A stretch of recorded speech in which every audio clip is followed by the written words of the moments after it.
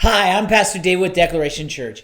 And a discussion that we often like to have is who or what is the greatest or the best. And it happens all the time. It happens annually in sports because there are most valuable player awards. It happens all the time regarding the greatest players of all time. Who's the best quarterback ever? Who's the best receiver ever? Who's the best overall football player ever? Who's the best basketball player ever? Who is the best at this or at that? And who wins this prize or that prize? Who's the best tennis player? Who's the best golfer? Who's the best whatever? Who's the best actor or actress right now? Who's the best singer or musician? Who is the best at whatever it is? And we love to have those kinds of conversations.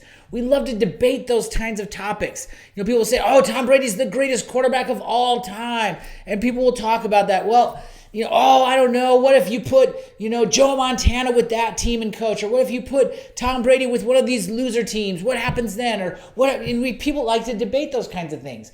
I know I've always enjoyed debating those kinds of things. And sometimes when we finally just kind of fix our minds on who is the best or who is the greatest or what is the best or what is the greatest, it's really tough to change our minds. We get a mindset on what or who is the best, and then we're stuck on that for a long time. And it's difficult to change that paradigm or that mindset. We really struggle with that. I know I have. I still have a hard time, even though Tom Brady has 7 Super Bowl wins.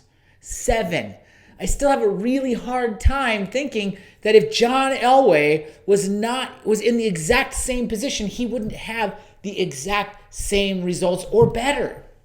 Because growing up a Denver Broncos fan, John Elway was the greatest quarterback I had ever seen. And in my opinion, was the greatest of all time. And so it's really tough for me to make a transition to think that Tom Brady is the greatest of all time just because he has so many Super Bowl rings. Because in football, in my opinion, it is one of the most team-dependent sports of all sports. You have to have a complete team.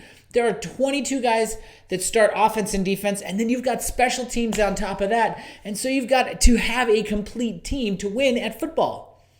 And if you have a terrible coach, it's tough to win anyway. And so it's one of those discussions that I think is fun to have. What's your favorite food? Sometimes it's tough to get off that. If somebody says, oh, I don't like that food, it can just boggle our minds. It's like that for me and chocolate. When somebody says, I don't really eat chocolate, I just have a really hard time understanding that person. I get all this, just my mind goes blank. Like, how is that possible? And I think that a Pharisee in a discussion we're going to talk about in Scripture today might have had a similar reaction when he asked Jesus a question. Now, his motivations for asking this question are not pure by any means.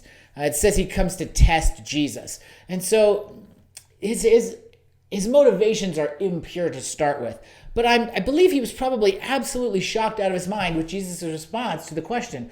Not because Jesus got the question right, but because Jesus added more information than he expected. And it's in Matthew chapter 22. In Matthew chapter 22, starting in verse 34, Jesus interacts with a particular teacher of the law. And this teacher of the law asks him, which is the great commandment? In fact, it says this in verse 36. It says, teacher, which is the great commandment in the law?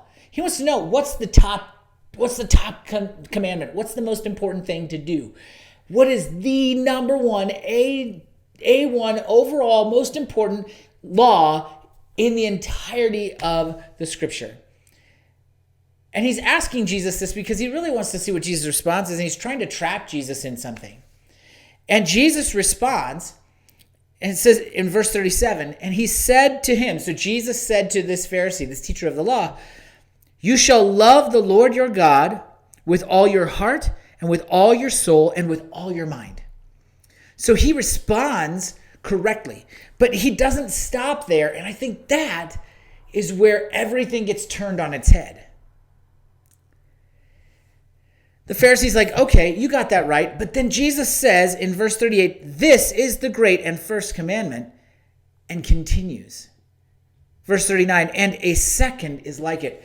All of a sudden, this guy's paradigm has got to shift because he's going from there being one great commandment that has precedence over all others to now Jesus introducing a second one alongside of it. Here's a great commandment, and here's another one. Boom.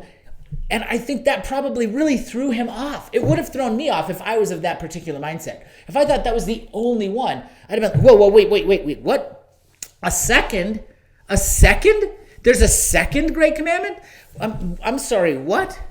And it would have shaken me because I have a paradigm, and all of a sudden that paradigm is being infringed upon by what Jesus has to say. He says, a second is like it. You shall love your neighbor as yourself. On these two commandments depend all the law and the prophets. So Jesus says these two commandments are the foundation for all the rest of Scripture at that point.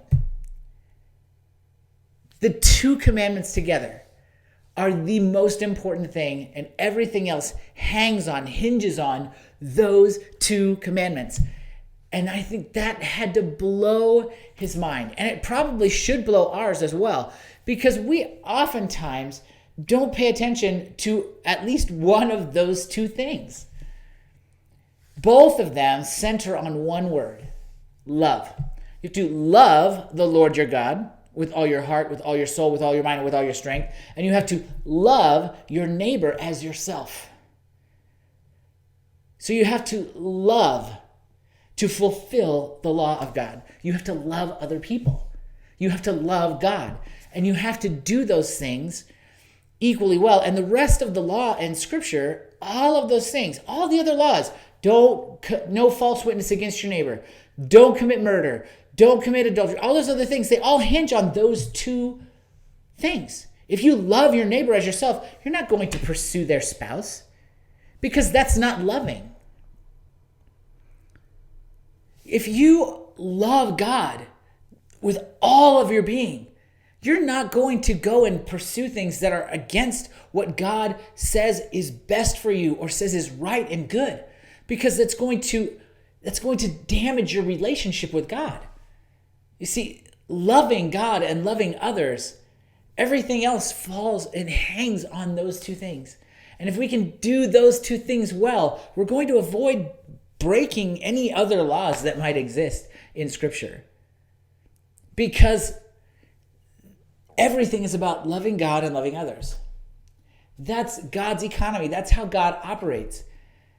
And in this particular case, one is not necessarily more important than the other, but both of them, neither one is mutually exclusive either. You have to do both in order to fulfill the law and the prophets, in order to follow God's calling for you in this world. You have to do both of those things. And I think that is so interesting, because we want to prioritize. Right? We want to rank things so that we can prioritize and we can know that the least important things get the least amount of attention. And in this particular case, God doesn't say other people matter less, or doing good things and loving other people is less important than loving Him. But He doesn't say loving other people is more important than loving Him either. We have to love God and love others if we're going to live a life that pleases God.